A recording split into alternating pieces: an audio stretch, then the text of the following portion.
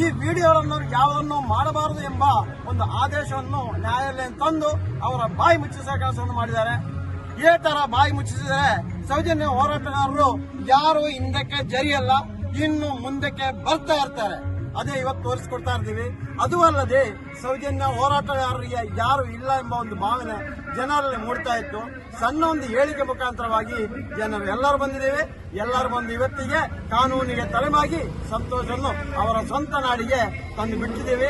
ಯುಗಾದಿ ಹಬ್ಬದ ಹೊತ್ತು ಅವರು ಬಿಡುಗಡೆಯಾಗಿದ್ದಾರೆ. ಇನ್ನಷ್ಟು ಮುಂದಿನ ಯುಗ ಯಾವ ರೀತಿಯಲ್ಲಿ ಇದನ್ನು ತೋರಿಸ್ಕೊಡ್ತೀವಿ. ಇನ್ನು ಹೋರಾಟ ನಿಲ್ಲಲ್ಲ, ಇನ್ನು ಹೆಚ್ಚಿಗೆ ಆಗ್ತಾ ಇರ್ತದೆ. ಇದೇ ರೀತಿಯಲ್ಲಿ ಈಗಾಗಲೇ ಮಹೇಶ್ ತಿಮ್ಮರೋಡಿಯನ್ನ ಮೇಲೆ 3ನೇ ಸರಿಗೆ ಗಡಿಪಾರು ಮಾಡ್ತಾ ಇದ್ದಾರೆ. ಇವರಿಗೆ ಯಾವುದೇ ಆಯುಧ ಸಿಗ್ತಾ ಇಲ್ಲ. ಗಡಿಪಾರು, ಜೈಲು ಇದೇ ಆಯುಧದಿಂದ ಸೌಜನ್ಯ ಹೋರಾಟವನ್ನು ಕುಗ್ಗಿಸುವ ಕೆಲಸ ಮಾಡ್ತಾ ಇದ್ದಾರೆ.